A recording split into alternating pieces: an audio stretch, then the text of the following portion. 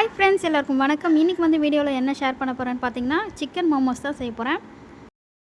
ஒரு பவுலில் வந்து 2 கப் மைதா எடுத்துக்கிட்டு சால்ட்டு சேர்த்துட்டு 2 ஸ்பூன் எண்ணெய் விட்டுட்டு நல்லா பிசைஞ்சு எடுத்துக்கிறேன்.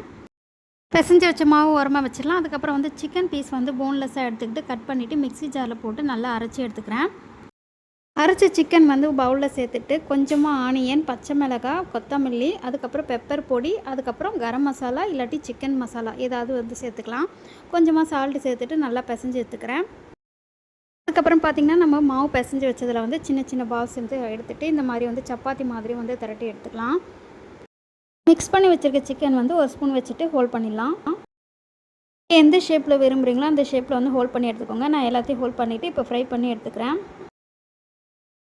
சிம்மில் வச்சு 2 பக்கம் திருப்பி எடுத்துட்டிங்கன்னா சிக்கன் மோமோஸ் ரெடி ஆகிடுச்சு. அவ்வளோதான் ஃப்ரெண்ட்ஸ், நம்மளோட சிக்கன் மோமோஸ் வந்து சூப்பராக ரெடி ஆகிடுச்சு. நீங்களும் ட்ரை பண்ணி பாருங்கள். இந்த வீடியோ உங்களுக்கு பிடிச்சிருந்துச்சுன்னா மறக்காமல் சப்ஸ்கிரைப் பண்ணிக்கோங்க. இந்த வீடியோ உங்களுக்கு பிடிச்சிருந்துச்சுன்னா மறக்காமல் லைக் பண்ணுங்கள், ஷேர் பண்ணுங்கள், கமெண்ட் பண்ணுங்கள். Thank you friends. தேங்க்ஸ் ஃபார் வாட்சிங்.